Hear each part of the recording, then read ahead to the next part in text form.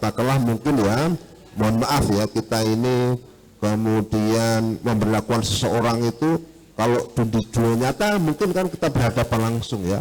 Habis itu mungkin orang di sana yang tidak tahu tidak paham. Tapi begitu di dunia maya, saat itu orang seantero dunia bisa tahu, bisa di capture, bisa disebarluaskan.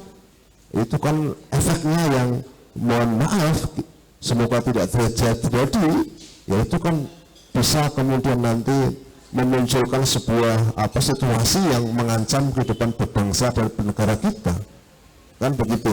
Nah, ini menuntut kita untuk terus meningkatkan literasi atau pemahaman kita terhadap penggunaan media sosial terus secara bertanggung jawab dan bijaksana. Kalau orang sudah bijaksana itu tenang lah kira-kira begitu. Nah, instrumen regulasi pemerintah juga sudah menyiapkan, ada undang-undang tentang ITE, ada undang-undang yang lain itu juga dalam rangka untuk menjaga secara sistem hukum agar praktek-praktek pembunuhan, praktek-praktek kekerasan verbal di dalam media sosial dan sebagainya itu tidak terjadi. Tapi itu pun tidak cukup ketika kita sendiri tidak meningkatkan pemahaman kita. Masyarakat sendiri tidak terus kita ajak, itu juga hukum itu tidak akan ada artinya tanpa ada peningkatan kesadaran daripada pelaku hukum itu atau manusia atau kita sendiri.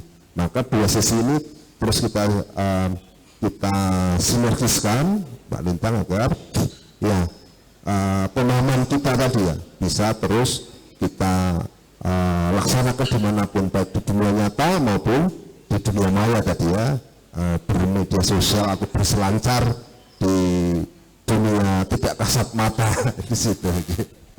Terima kasih Bapak Ferry. Ini mengingatkan untuk kita semua yang hadir di sini ya, ketika kita menggunakan handphone, bersikaplah bijak ya. Jangan sampai kita asal bermain dengan handphone, asal pencet-pencet ya, jempolnya jalan terus gitu ya. Share sesuatu hal yang ternyata hoax dan itu bisa memecah belah bangsa Indonesia. Nah, kaitannya dengan sikap-sikap intoleran yang muncul kadangkala pasti ya kita tidak tahu ya, setiap dari kita saja duduk berdampingan seperti saat ini kadang ada hati yang tidak mengenakan, tidak terima, itu bisa saja membuat ya baper, bawa perasaan, akhirnya gontok-gontokan itu tadi. Nah, Gus Huda sebagai pengasuh dari Pondok Pesantren Santri Dalan, ini kan dari sekian banyak santrinya dengan keberagamannya, latar belakangnya masing-masing, ya masa lalu ya masing-masing. Ini bagaimana Gus Huda bisa meminimalisir adanya intoleransi di antara para santri nih Gus? Monggo Gus. Secara umum kasus intoleransi itu bermunculan di akhir-akhir ini. Jadi dulu mungkin karena ketidaktahuan saya atau mungkin karena belum terlalu canggihnya teknologi seperti saat ini, maka sekarang informasi tentang intoleransi itu sampai kepada siapapun telinga, dimanapun mata berada melalui media sosial itu tadi. Iya, betul. Maka kalau saran saya, menurut saya, jadi untuk menangkal itu semua, fahamkan generasi kita tentang bagaimana sejarah perjuangan para pahlawan kita dalam rangka memerdekakan negara kesatuan Republik Indonesia ini. Jadi bagaimana cara mereka bisa merdeka? Karena bersatu. Dari berbagai suku, dari berbagai bangsa, mereka bersatu dan akhirnya memperoleh yang namanya kemerdekaan. Di situ tadi saya sedikit mencatat bahwasanya ada 4 pondasi sebenarnya dalam rangka untuk kita ini tidak terpapar radikalisme. Yang pertama adalah tawasud. Kita sebagai seorang manusia harus bersifat moderat, jadi berada di tengah-tengah. Maka dalam Al-Quran, wa kadzalika ja'alnakum ummatan wasata. Jadi kami ini menjadikan kamu semua menjadi umat yang tengah-tengah, jadi tidak kanan juga tidak kiri. Tapi banyak biasanya orang mengatakan wasatiyah itu dikatakan, oh kamu itu pelin-pelan, gak punya pendirian. Bukan seperti itu maknanya. Jadi yang namanya wasatiyah ini adalah mereka bijaksana tapi tidak meninggalkan kearifan. dengan siapa dia harus bijaksana, bagaimana dia harus bersikap bijaksana, dan kepada siapa dia harus meletakkan kearifan tersebut. Ini maknanya apa? Tawasud atau wasatiyah, menjadi umat yang tengah. Jadi nak coro cah sandal ki nak nakal ya aja banget ngono kuwi. Tapi nak coro ngalim ya akhirnya rak banget ngono ya. Jadi akhirnya ning tengah-tengah, nakal ya ora patek, ngalim ya ora patek. Sing penting urip ngono ya. Ini. Yang nomor 2 adalah tasamuh. Tasamuh itu menjadi umat yang toleran, menjadi manusia yang toleran. Tadi di awal sudah saya katakan, dalam bertoleransi ini ada ukhuwah diniyah, ukhuwah watoniyah, dan ukhuwah basyariyah. Dalam ukhuwah diniyah itu dalam Al-Kafirun dikatakan lakum dinukum waliyadin. Jadi dalam berketuhanan ini kamu ya pakai agamamu, aku ya pakai agamaku, jangan dicampurkan.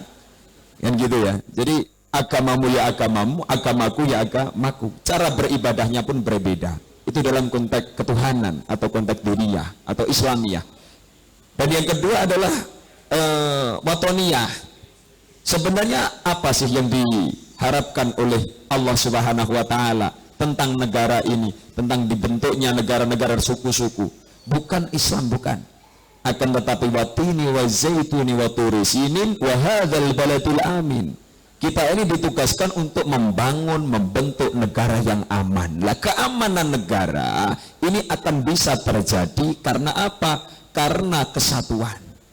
Bukan intoleransi, bukan. Karena toleransi, karena bersatu akhirnya terbentuk negara yang aman. Dari negara yang aman, maka ketuhanan pun akan terdukung dengan ibadah secara nyaman. Loh ini kan coba.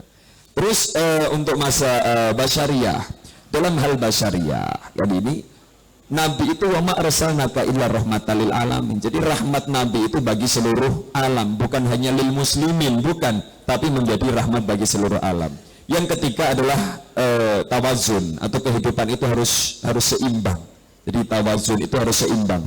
Maka ada seorang guru yang beliau pernah mengatakan gini, yang dikatakan orang soleh itu orang yang bisa menyeimbangkan antara urusan agama dan urusan dunianya, urusan ketuhanan dan urusan kemasyarakatan. Dan gitu. Dulu ada di zaman Nabi masih hidup, ada seorang sahabat yang ahli ibadah, ahli beribadah, tiap hari iktikaf di masjid.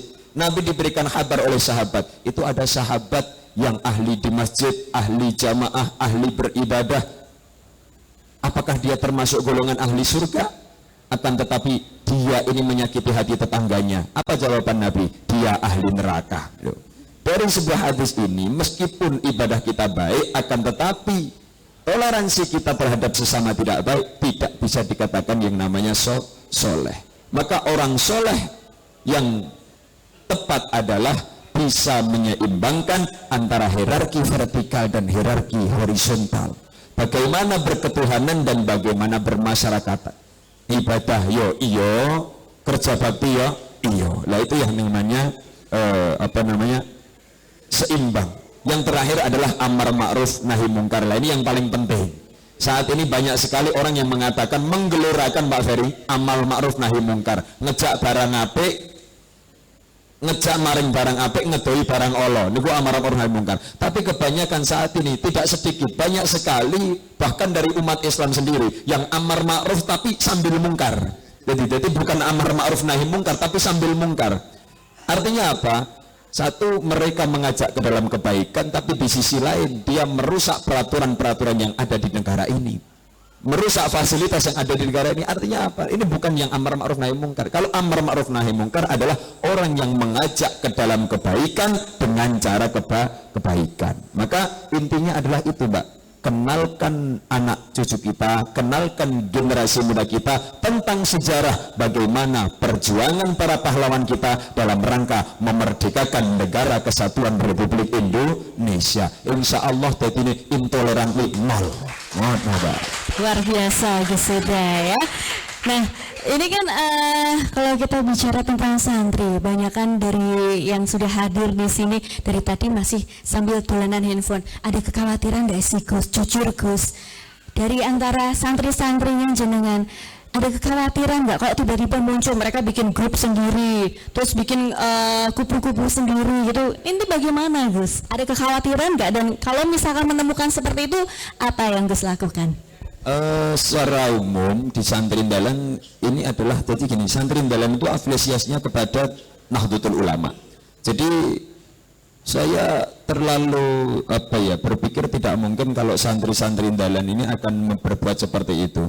Karena apa? Caranya itu mudah, ngomong sanda itu mudah.